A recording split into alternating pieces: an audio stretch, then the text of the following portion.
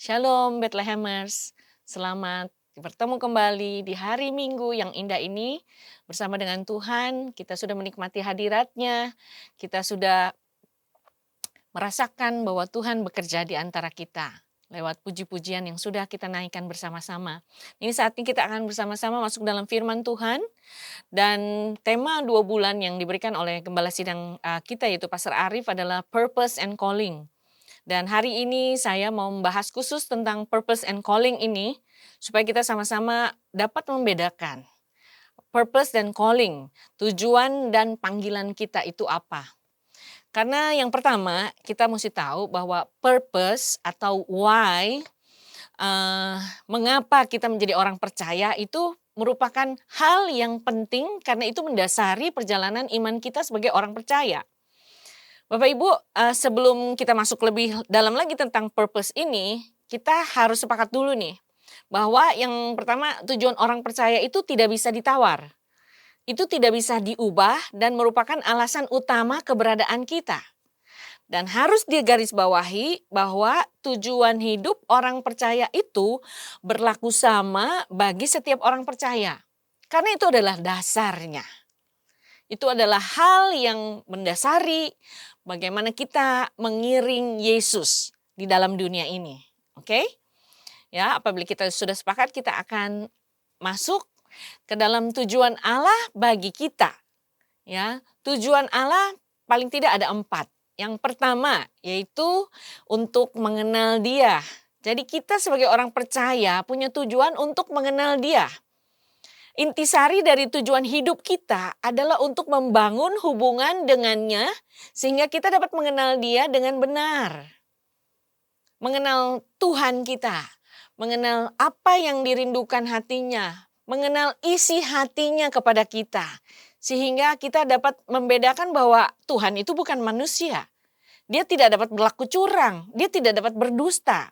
Bahkan di dalam doanya Tuhan Yesus mendefinisikan hidup yang kekal itu seperti ini. Inilah hidup yang kekal itu, yaitu bahwa mereka mengenal Engkau satu-satunya Allah yang benar dan mengenal Yesus Kristus yang telah Engkau utus. Itu dikatakan Yesus di dalam doanya dalam Yohanes 17 ayat yang ketiga. Dan Bapak Ibu bisa juga baca di dalam Yeremia 9 ayat 23-24 ya. Nanti baca sendiri ya Bapak Ibu ya.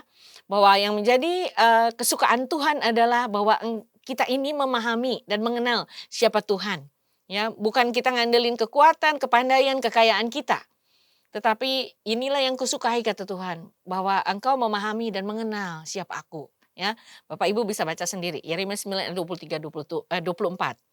Lalu yang kedua, tadi yang pertama kita punya tujuan hidup untuk mengenal Dia. Yang kedua, untuk memuliakan Allah.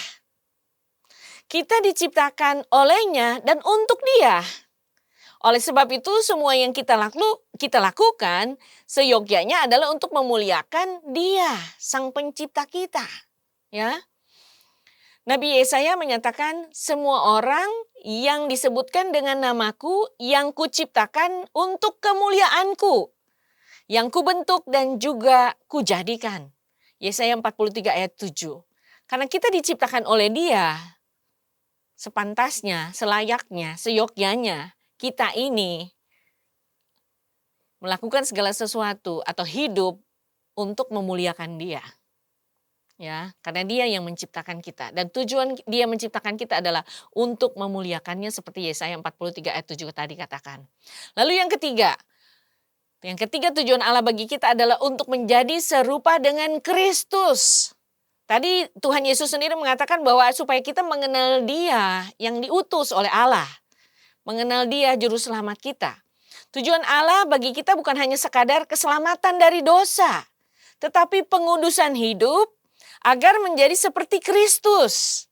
Di sini benang merah dengan tema tahunan kita yaitu purified, dimurnikan.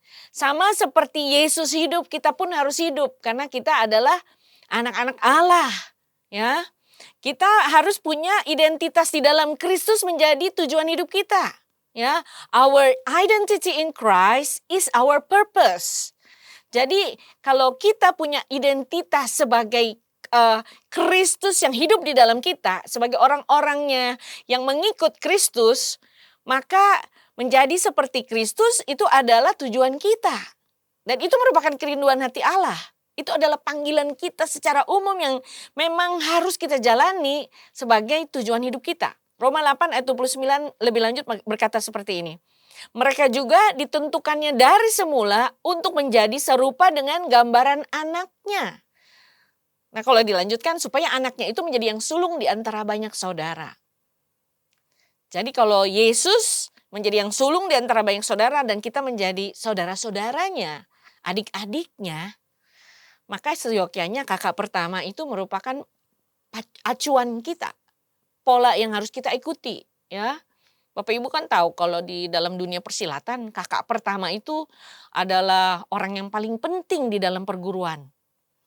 Kakak pertama ngomong apa, adik-adiknya, adik-adik perguruan harus ikut. Bagaimana dengan kita? Kakak sulung kita Tuhan Yesus. Dia hidup menjadi patron, menjadi pola buat kita ikuti. Supaya kita dapat menyenangkan hati Bapa, memuliakan nama Dia. Seperti tujuan kita yang pertama tadi. Tujuan pertama dan kedua, mengenal dan memuliakan Allah. Ya. Rencana Allah menciptakan kita adalah agar kita dapat merefleksikan Kristus di dalam dunia ini. Ya, supaya kita bisa menjadi seperti Kristus. Dunia yang terhilang di dalam dosa dapat melihat bagaimana caranya Allah mengasihi kita.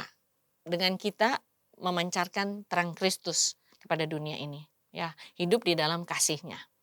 Nah, yang keempat, kita akan masuk tujuan Allah bagi kita adalah untuk mengasihi Allah dan sesama. Tujuan paling praktis dari keberadaan kita diberikan Yesus dalam Matius 22 ayat 37 sampai 39. Firman-Nya berkata, kasihilah Tuhan Allahmu dengan segenap hatimu, dengan segenap jiwamu, dan dengan segenap akal budimu. Kasihilah sesamamu manusia seperti dirimu sendiri. Ya, itu yang terutama dan paling utama dalam kehidupan kita. Yang sama dengan kita mengasihi Allah adalah kita mengasihi sesama kita juga. Itu adalah hukum yang tertinggi karena memang yang paling besar diantaranya ialah kasih, ya, the power of love. Bagaimana Kristus menyatakan the power of love itu secara nyata dia praktekkan kasihnya dengan dia mati di atas kayu salib, mati bagi orang-orang yang masih memusuhi dia. Waktu dulu kita masih jadi seteru, dia sudah mati buat kita, tapi dia tetap melakukannya buat kita. Karena dia mengasihi kita. Dia sangat mengasihi kita. Oleh sebab itu kita menjadi orang percaya. Kita harus mengikuti tujuan Tuhan ini. Itu perintah baru yang harus kita ikuti. Yaitu bahwa kita saling mengasihi. Untuk itu kita menunjukkan bahwa kita adalah pengikut Kristus. Kristus yang adalah kasih. Allah kita yang adalah kasih. Itu hidup di dalam kita. Dan kita pun menjadi kasih buat orang lain. Ya, kita pun menunjukkan kasih itu kepada orang lain.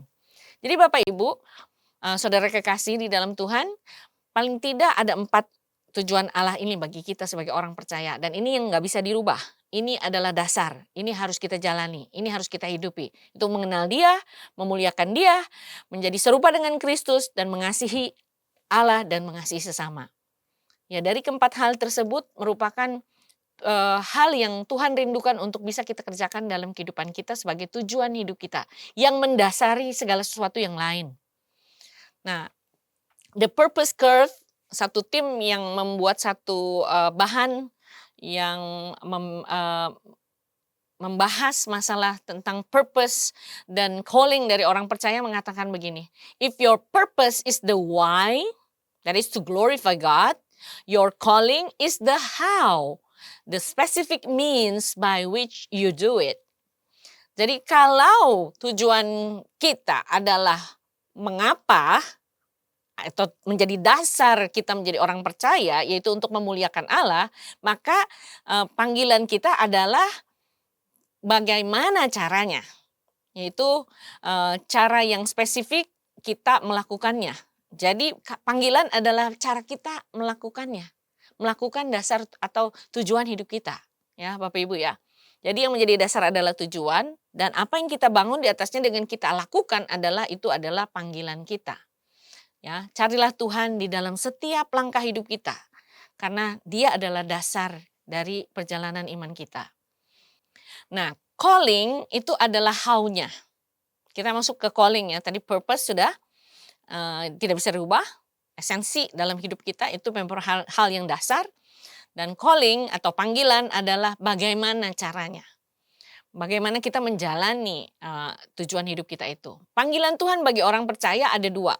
Yang pertama adalah panggilan umum dan yang kedua adalah panggilan khusus. Panggilan umum adalah posisi kita bersama-sama sebagai gereja Tuhan di dalam dunia ini. Yaitu sebagai orang-orang yang telah diselamatkan, yaitu panggilan untuk melakukan apa yang menjadi kehendak Bapa. Ada firman Tuhan yang berkata, dialah yang menyelamatkan kita dan memanggil kita dengan panggilan kudus, bukan berdasarkan perbuatan kita, melainkan berdasarkan maksud dan kasih karunia-Nya sendiri yang telah dikaruniakan kepada kita dalam Kristus Yesus sebelum permulaan zaman. Itu dikatakan di dalam 2 Timotius pasal yang pertama ayat yang ke-9. Jadi Tuhan yang sudah menyelamatkan kita dan memanggil kita dengan panggilan kudus, bukan berdasarkan perbuatan kita, jadi karena kasih karunia, tapi melainkan berdasarkan maksud dan kasih karunia sendiri yang telah dikaruniakan kepada kita dalam Kristus Yesus sebelum permulaan zaman. Dari awal mulanya Tuhan sudah panggil kita untuk hidup kudus. Jadi panggilan ini adalah panggilan pemulihan hubungan dengan Bapa karena kita sudah jatuh dalam dosa.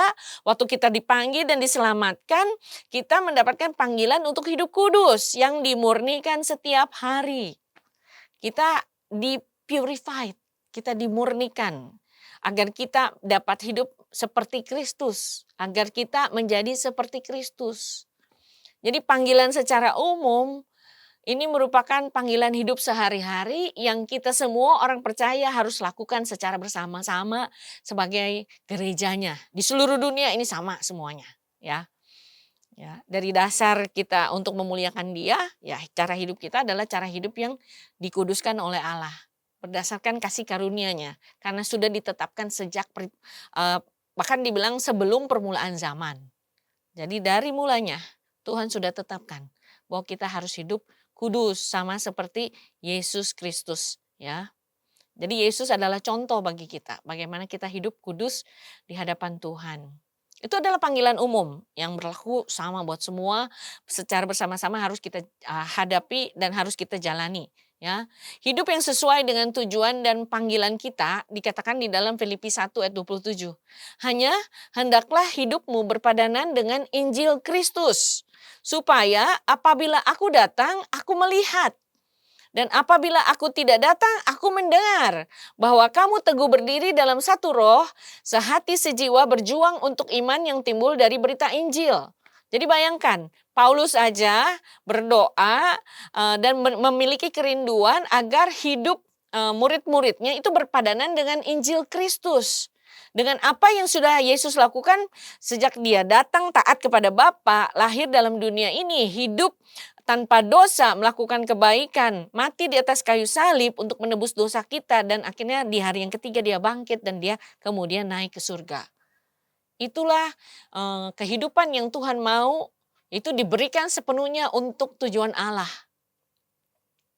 Jadi kita sebagai murid-murid Kristus harus hidup berpadanan dengan Injil itu, dengan nilai-nilai Injil. Karena memang Paulus pun mengatakan di dalam Roma 12 ayat 2 supaya kita jangan menjadi serupa dengan dunia ini, melainkan berubah oleh pembaharuan budi kita. Setiap hari diubahkan supaya kita dapat mengenal manakah kehendak Allah. Apa yang baik berkenan kepada Allah dan yang sempurna. Ya. Jadi dengan panggilan itu, dengan panggilan yang umum, kita bisa hidup sesuai dengan apa yang Tuhan Yesus contohkan di dalam dunia ini. Nah, kita masuk kepada panggilan khusus yang kedua. Panggilan khusus adalah yang kebanyakan kita maksudkan ketika kita menggunakan kata tersebut. Biasanya kita, ini kan panggilan kita, ini kan panggilan kita gitu. Nah, ini adalah undangan pribadi dari Tuhan untuk suatu tugas, untuk suatu panggilan atau peran tertentu yang menggunakan karunia rohani unik kita untuk memenuhi tujuan Allah bagi kita. Untuk memuliakan Tuhan, mari kita pakai karunia yang Tuhan berikan kepada kita untuk tujuan itu, untuk memuliakan Allah. Efesus 4 ayat 11-12 mencantumkan panggilan-panggilan khusus. Ada rasul, nabi, penginjil, gembala, dan guru yang diberikan untuk memperlengkapi orang-orang kudus untuk pekerjaan pelayanan Itu untuk membangun tubuh Kristus. Kita sebagai satu tubuh punya tempat yang berbeda-beda, unik di tempat kita masing-masing. Jadi tujuan kita untuk memuliakan Tuhan tidak akan pernah berubah. Tetapi panggilan khusus kita, tugas kita dapat dan seringkali berubah. Karena kita punya tugas kita masing-masing. Fungsi kita yang berbeda satu dengan yang lain. Secara unik. Contohnya, ya, di gereja, satu ibadah kita itu dibentuk atau dibangun dari pelayanan yang berbeda-beda. Ada begitu banyak orang yang melayani dalam satu hari Minggu aja. Bayangin Bapak Ibu, dalam satu minggu, hari Minggu di GSIA Bethlehem itu ada lebih dari 100 orang yang melayani. Ya, jadi itu tiap orang punya tugasnya masing-masing. Asyir aja berdirinya enggak di titik yang sama, berbeda-beda. Itu artinya pelayanan yang unik ya Bapak Ibu ya. Ada tim multimedia, ada tim produksi yang sudah melakukan bagiannya sebelumnya. Ada ya tentu saja tim praise and worship yang melakukan bagiannya di mimbar. Ada pengkhotbahnya. Semuanya lengkap, tapi kan tiap orang punya tugas yang beda-beda. Enggak ada di titik yang sama. Kameramen yang satu ada di sana, yang satu ada di sana, ya. Dan tim yang lain-lainnya, termasuk yang parkir dan lain sebagainya. Itu adalah panggilan khusus kita, tugas kita masing-masing secara pribadi yang kita kerjakan sesuai dengan karunia Tuhan berikan kepada kita, termasuk talenta, ya. Contohnya di dalam Alkitab, Daud pertama-tama dia dipanggil untuk menjadi gembala. Tapi kemudian ia berubah panggilannya. Kemudian dia dipanggil untuk menjadi seorang raja. Tujuannya tidak pernah berubah. Itu sama-sama untuk memuliakan Tuhan. Mengenal dia, memuliakan dia. Untuk menjadi seperti Kristus. Untuk menunjukkan kasih, mengasihi. Tapi tugasnya yang berubah. Ya, tugas yang berubah. Tujuannya tidak berubah, tetapi tugasnya yang berubah. Nah, di sini kita akan lihat lebih jelas lagi perbedaan tujuan dan panggilan. Bapak Ibu bisa lihat di tabel di sini. Tujuan itu apa, definisinya apa, ruang lingkup, tujuan utama, stabilitas, dasar firman, dan panggilan ada di sebelahnya. Jadi dari definisi tujuan itu adalah mengapa kita diciptakan secara universal ya. Ini tujuan kenapa kita diciptakan oleh Allah. Jadi sama berlakunya di dalam dunia ini, mau kita ada di Indonesia, ada di Rusia, ada di Antartika sekalipun, ada di Alaska, di tempat yang jauh berjauhan, selama kita mengenal Yesus, kita mengikut dia, kita jadi orang percaya, mengapanya kita diciptakan itu sama. Ya. Lalu kalau panggilan definisinya adalah bagaimana caranya atau apa yang kita lakukan secara spesifik di dalam kita memuliakan Allah, di dalam kita menjalani tujuan Allah itu dalam hidup kita. Ya, bagaimana dan apa yang kita lakukan secara spesifik di dalam tubuh Kristus setempat di mana kita ada, ya. Lalu yang masuk di bagian yang kedua adalah ruang lingkup skopnya. Kalau tujuan sifat ruang lingkupnya adalah universal, berlaku sama bagi semua orang percaya. Kalau panggilan berlaku individual, artinya unik, berbeda-beda satu dengan yang lain. Lalu tujuan utamanya adalah dari tujuan Allah adalah menjadi seperti Kristus. Ada wujud nyata Allah di dalam Kristus, maka wujud nyata Kristus juga nyata di dalam kita gitu ya.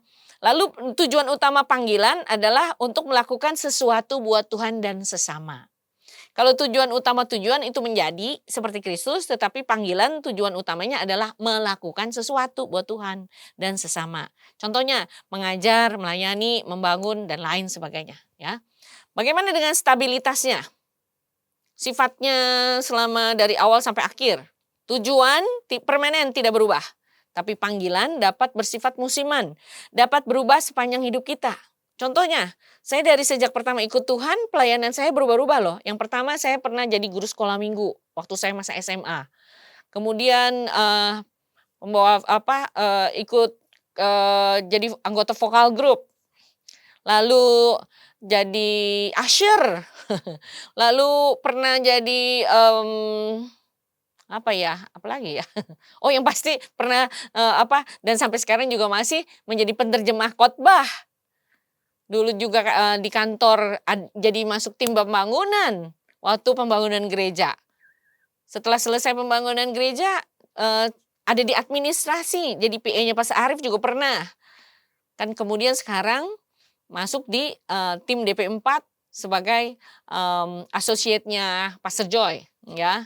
Dan akhirnya kami masuk di nasional menjadi pelatih KKA atau pelatih bagaimana kita membangun komunitas kecil di gereja setempat. Jadi stabilitasnya kalau panggilan itu bisa bersifat musiman, dapat berubah sepanjang hidup kita. Ya, yang penting kita terbuka. Dalam musimnya Tuhan bagi kita yang berbeda-beda itu kita terbuka melakukan apa yang Tuhan mau untuk memuliakan Dia. Memuliakan Dianya nggak berubah, mungkin bentuk pelayanannya yang berubah. Dasar firman-Nya kalau tujuan Roma 8 ayat 29 yaitu identitas kita supaya kita menjadi serupa dengan gambaran anaknya, menjadi serupa seperti Yesus. Tapi kalau panggilan adalah tugas kita, Efesus 2 ayat 10, bahwa kita dipanggil untuk melakukan pekerjaan baik. Ya, untuk melakukan pekerjaan baik. Oke, itu perbedaan antara tujuan dan panggilan. Nah, ini adalah kata-kata kuncinya Bapak Ibu bisa lihat. Kalau purpose atau tujuan itu esensial ya. Universal for all believers. Jadi berlaku sama untuk semua orang percaya di mana aja di seluruh dunia ini. Kalau calling atau panggilan itu seasonal, bisa musiman dan sifatnya berupa karunia-karunia unik yang berbeda satu dengan yang lainnya ya. Kemudian implikasi yang kita dapat dari membedakan purpose dan calling. Implikasi dari kita dapat membedakan purpose and calling atau tujuan dan panggilan. Yang pertama ada dua hal yang penting, yaitu kita akan terhindar dari dua bahaya yang mengincar kita. Yaitu yang pertama, bila kita tidak mengenal tujuan hidup kita sebagai orang percaya, maka prioritas kita dalam menjalankan iman Kristen kita dapat menjadi terbalik. Bukan Tuhan yang menjadi yang terutama, tetapi malah bisa jadi pelayanan kita. Karena kita nggak mengerti tujuan hidup kita. Kalau udah pelayanan jadi yang terutama, maka itu bisa jadi berhala modern buat kita. Bukankah itu tidak sesuai dengan apa yang Tuhan mau? Ya. Yang kedua, bila kita mengenal tujuan hidup kita namun tidak mengerjakan panggilan kita, maka kita akan menjadi orang yang mengubur talenta kita di dalam tanah. Nah, kalau gitu Tuhan akan panggil kita hamba yang jahat, ngeri kan? Ya, yang tidak mengerjakan apa yang menjadi kehendaknya, itu yang repot, itu yang nggak boleh ya. Oleh sebab itu kita harus dapat membedakan purpose and calling supaya prioritas kita benar. Sehingga kita dapat mengerjakannya seperti apa yang Tuhan mau. Karena firman Tuhan di dalam Lukas 17 ayat 10, Lukas 17 ayat 10 mengatakan begini, demikian jugalah kamu, apabila kamu telah melakukan segala sesuatu yang ditugaskan kepadamu, hendaklah kamu berkata, kami adalah hamba-hamba yang tidak berguna. Kami hanya melakukan apa yang harus kami lakukan. Kami hanya melakukan apa yang kami harus lakukan. Karena kami adalah hamba, maka kami akan taat kepada panggilan itu. Supaya kami dapat memuliakan Bapa yang di surga tentu saja. Kolose 3 ayat 23. Apapun juga yang kamu perbuat, perbuatlah dengan segenap hatimu seperti untuk Tuhan dan bukan untuk manusia. Karena waktu kita menyadari tujuan hidup kita adalah memuliakan Allah, untuk menyenangkan hatinya, bukan untuk menyenangkan hati manusia, maka kita akan terhindar dari mudah kecewa. Kadang-kadang manusia tidak memberikan apa yang kita inginkan, bahkan pujian pun tidak. Tapi itu tidak jadi masalah karena tujuan kita adalah untuk memuliakan Tuhan. Karena Allah kita adalah Allah yang adil. Allah yang melihat sekecil apapun yang kita kerjakan buat Dia. Manusia bisa jadi karena kelemahannya dia nggak bisa maha tahu.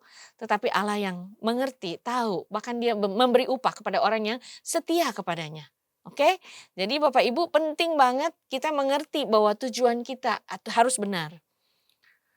Bahwa kita benar-benar melakukan ini sebagai bagian dari kita mengenal siapa Allah kita. Kita mengenal isi hatinya dengan benar. Sehingga walaupun manusia mungkin mengecewakan kita, kita tidak akan menjadi kecewa. Tapi kita akan maju terus bersama dengan Tuhan.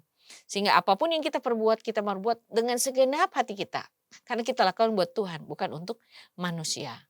Oleh sebab itu, dengan kasih karunia Allah, by God's grace, let's be purified in our purpose and calling.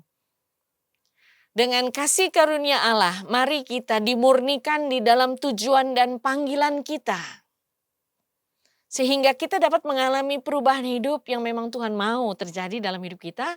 Dan juga berubah peran di dalam setiap panggilan sesuai musim kita.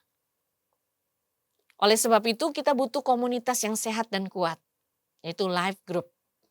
Di dalam life group kita akan belajar bagaimana kita melihat apa yang menjadi kerinduan hati Tuhan untuk kita jalankan sesuai dengan tujuan kita sebagai anak-anak Tuhan yang diciptakan untuk mengenal Dia, memuliakan Dia, menjadi serupa seperti gambaran anaknya itu Yesus Kristus.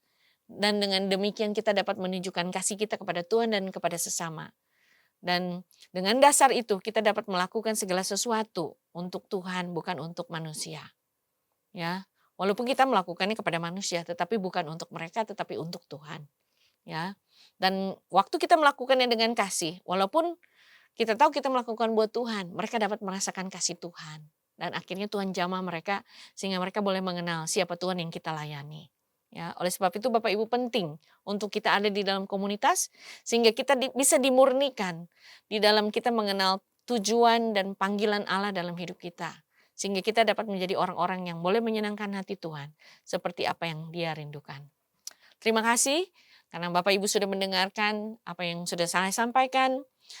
Tuhan Yesus memberkati, mari kita sama-sama berdoa buat firman Tuhan. Haleluya.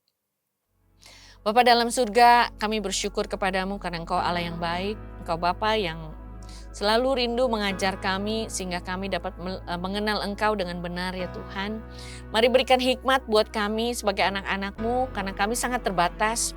Seringkali kalau kami memakai kemanusiaan kami, hanya apa yang di depan mata yang kami bisa lihat. Tapi kami bersyukur bahwa Roh Kudus ada di dalam hati kami. Sehingga waktu kami mengandalkan Engkau Roh Kudus, Engkau akan mengajarkan kami segala sesuatu yang perlu kami ketahui. Sehingga kami boleh mengenal isi hati-Mu. Karena sungguh Tuhan, hanya lewat kuasa Roh Kuduslah kami boleh mengenal hati Bapa. Karena Engkau yang paling mengetahui, Engkau yang paling mengenal isi hati Bapa. Oleh sebab itu Roh Kudus karuniakan kepada kami hati yang rindu selalu untuk menyenangkan hati Tuhan. Untuk mengenal tujuan yang benar dalam kehidupan kami. Sehingga kami boleh mengenal Engkau dengan benar. Kami boleh memuliakan nama-Mu. Kami boleh belajar menjadi seperti Kristus. Dan kami boleh menyatakan kasih kepada sesama sebagai tanda kami mengasihi Engkau. Terima kasih Bapa yang baik, tolong kami untuk juga menemukan setiap karunia kami sehingga kami dapat melakukan segala sesuatu untuk memuliakan nama Tuhan itu dengan benar. Sesuai dengan karunia unik yang Tuhan berikan kepada kami.